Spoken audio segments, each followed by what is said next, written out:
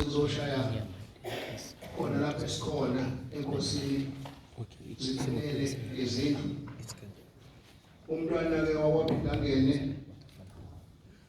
uzolithatha leli thuba-ke, kodwa sengathi kunencwadi-ke ezoyiqala ey'fundweni ukusetha-ke ithoni lomhlangano labezindlu.